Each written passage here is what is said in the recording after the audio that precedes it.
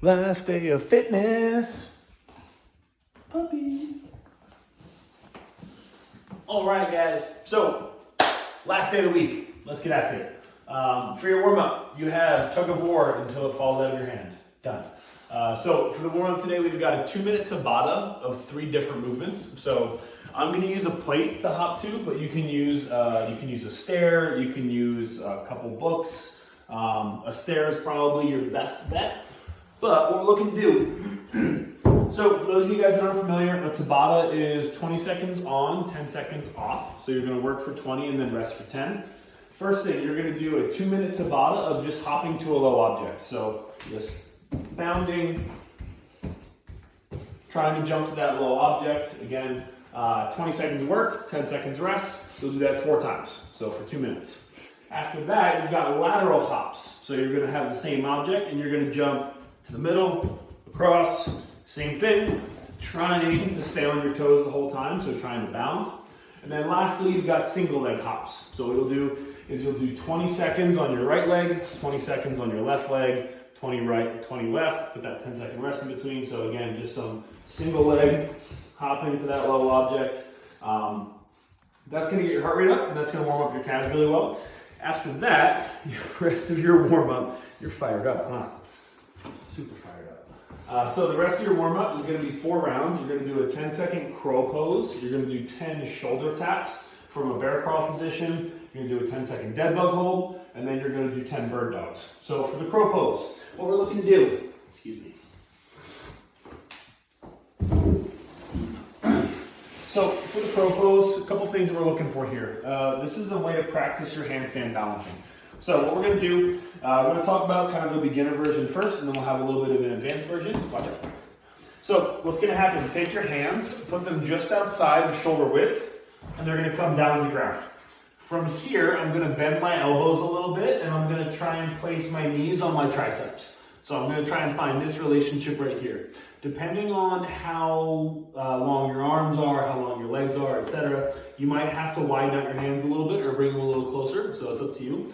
But once you've got this contact with your triceps, you're going to start to slowly shift that weight over onto your arms, and you're going to gently start to bring your feet off the ground, and you're going to try and find a position of balance. So this is step 1 of crow pose. The harder version, the harder version of this is going to be doing it with your arms straight. So this is a significantly more difficult variation, but basically what you're looking to do is we're going to have some extreme pressure on the wrist, and I'm going to keep my elbows straight the whole time. Here. Again, that is that is a much more difficult variation, but it's another way that you can kind of RX plus your warm-up. So you're going to hold the crow pose of some version for 10 seconds. After that, you've got 10 shoulder taps from a bear crawl position. So bear crawl, being right here, and I'm just going to tap my shoulders back and forth, working on shifting my weight. So when you're handstand walking effectively, you want to make sure that you're balancing from side to side. So when you're doing this, again, we're looking for this. So I'm going to shift side to side, and I'm really going to overload the arm that I'm not tapping with. After that, I've got a 10-second dead bug hold. Jesus. So after that, you've got a 10-second dead bug hold.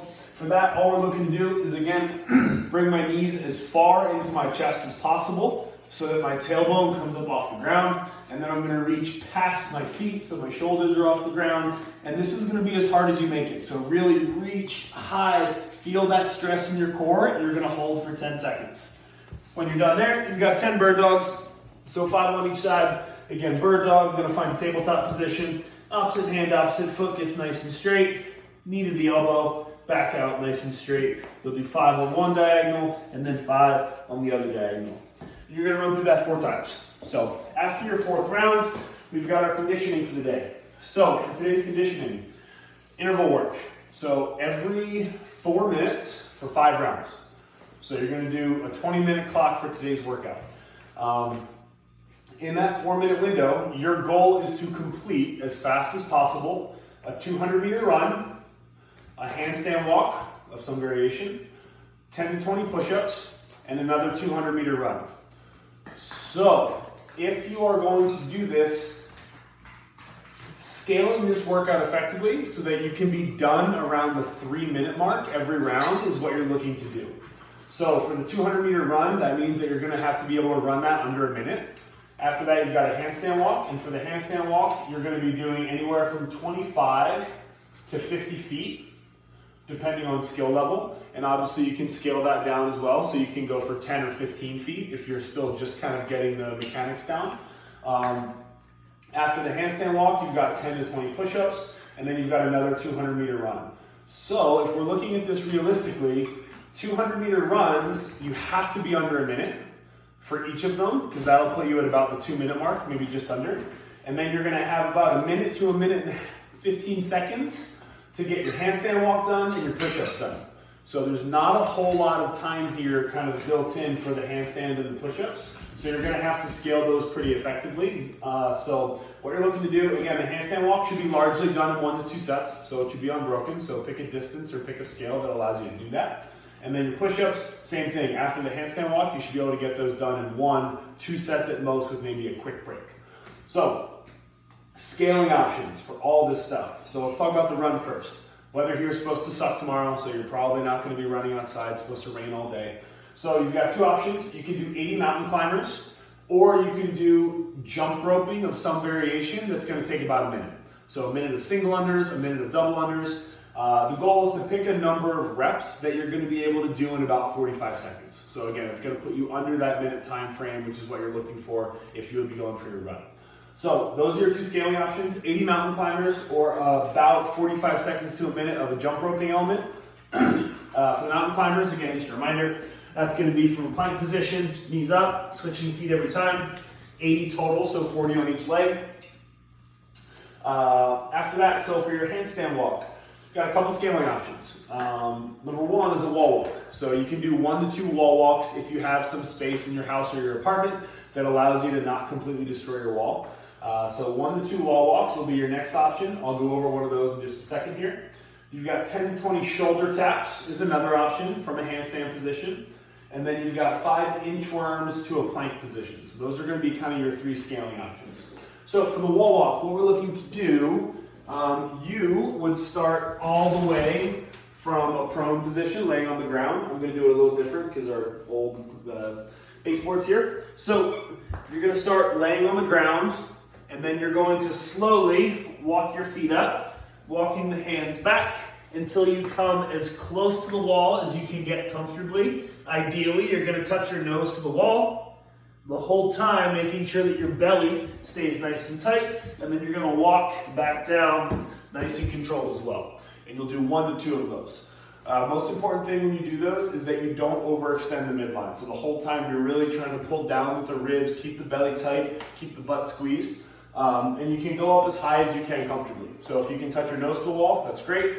If not, just stop when you get uncomfortable. After that, you've got 10 to 20 shoulder taps. You can do those from basically any position that you find challenging. You can do it ideally kicking up to the wall. So you'll kick up to the wall and you'll do your shoulder taps that way. So again, pretend my legs are straight, which they can't be here, but you're gonna do shoulder taps, making sure that you're practicing that weight transfer. So like we did during the warm-up with the bear crawl, I need to make sure that I drop my hips over the arm that's straight as I go to pick up, because just like when I'm walking, I'm not gonna be able to balance. If I try and stand tall right now and I just pick my foot up, I'm gonna fall over. The only way for me to balance is to shift my weight over the side and then perform that pickup. So that's kind of the concept that you're going for when you're doing your shoulder taps against the ground. And then lastly, your option is going to be inchworms to a plank. So you can do these with your feet on an object like a couch, or you can do them with your feet on the ground. All you're going to do is you're going to walk out to a plank position, and then you're going to walk back to a bear crawl position. Back down to a plank. And again, to make these a little bit more challenging, you can put your feet on an object, plank, walk your hands all the way back, and all the way back out. So that's going to be another one of your scaling options. Lastly, you've got your push-ups. So again, for your push-ups, you're looking at 1 to 2 sets at most, anywhere from 10 to 20 reps, depending on your ability level, your skill level. And for scaling that, you're just going to go hands on a couch, hands on an elevated surface. So again, best thing that you can do is Find the arm of the couch or find a chair. When you come down, make sure that the elbows tuck in, nice and close to the body, maintaining a rigid plank position. My bra line is going to make contact with the object, and then I'm going to press back up to full extension. So that's your scaling option for the push-up. You can always do knee push-ups as well. That's completely fine depending on kind of what space constraints you have.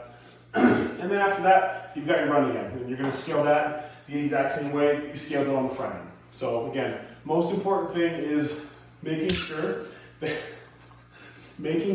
you're scaling for time frame. So this workout is 5 rounds every 4 minutes. So you want to have at least a minute of rest each round. So make sure that you're scaling to allow that to happen. When we get done there, we've got a pump party, so it's time to get after it. 5 rounds, you're going to do 10 tempo floor press and 10 tempo bent over rows. So if you have a barbell, this is a great opportunity to use it. Otherwise, you're more than welcome to use kettlebells, dumbbells, backpacks, odd objects, anything like that. But your tempo is going to be a 2-second descent and then a 1-second hold at the top at the challenging position. So for my floor press is what I'm going to do. Again, you can use a barbell. If you have a bench, you're more than welcome to bench press. But if you're going to use a barbell or an odd object, what we're looking to do is the bar is going to start. So you can basically, you want to play with this? Here. So what you're going to do is you're going to roll the bar onto your hips here. And then we are going to thrust it and lean back to a front rack position. And from there, I can lay back down on the ground. My floor press starts with my elbows in nice and close to my body and my forearm perpendicular to the ground. From there, I'm going to do basically a limited range of motion bench press up to extension. I'm going to count for 1 1,000, 2 1,000 on the way down, and then as my elbows touch, press, hold for 1 1,000, 1 1,000, 2 1,000, press, 1 1,000, and I'm going to go through my count just like that. If you don't have a barbell, again, you can use a loaded backpack. That's another great option for these. Or you can use a kettlebell or a dumbbell, and you'll do 10 reps on each arm. So that's your floor press. Again, most important thing is when I'm down in the bottom, I've got my elbows in nice and close to my body, so we don't want the arms chicken winging out to the side here. After that, you've got your bent over rows, and again, you can do those if you have a barbell, load it up. You're gonna have the exact same tempo. So most important thing is that I find a deadlift position first. So my recommendation, deadlift the barbell up nice and tall, and then from here, I'm gonna hinge over, and I'm gonna find a nice RDL position, back nice and flat, shoulders tight, and then from there, I'm gonna aggressively pull to my bra line, hold for 1 1,000, and then lower for 1 1,000, 2 1,000, pull hard, 1 1,000, 1 1,000, 2 1,000. And you're gonna go through 10 reps at that tempo. 5 sets, so it is a lot of time spent floor pressing and doing your bent over rows. Again, any object you see fit can be great for those. So loaded backpacks, water jugs, kettlebells, dumbbells, you've got it. After that, you've got 3 to 5 sets of chair dips and curls. So again, looking for that arm pump now to finish up the weekend. So for the chair dip, hands on the edge of a chair, I'm just gonna bring my feet out. Harder, legs are gonna be straight, a little bit easier, legs are gonna be bent. I'm gonna drop my hips until my arms come down to about 90 degrees, my elbow that is, and then I'm gonna press back up to extension. Down to about 90, press, making sure that I'm locking out the elbow every time. After that, you've got your 20 curls. Again, find an odd object. Kettlebell, dumbbell, barbell are gonna be your primary options. Most important thing when you're curling, make sure that the elbow stays locked in place the whole time. So elbow's locked in, I'm gonna curl up, squeeze as hard as I can, and then all the way back down to extension. No swinging, no hinging, anything like that. Lastly for the day, you've got some mobility. So you've got a bent arm child's pose, twisted cross, and a down dog. So we've done twisted cross before. That's chest to the ground, arm out to the side, stretching out the upper body. The down dog is just stretching on our calves from right here. So I'm just trying to pedal out my calves a little bit. Only thing that we really need to talk about is the bent arm child's pose. So for that, butt's gonna be on the heels. I'm gonna put my hands out in front, and then I'm gonna take my hands and I'm gonna reach back behind me so that I'm getting a really intense stretch in my triceps and in my lats. So that's your mobility, that's your training. Enjoy, finish up the week strong.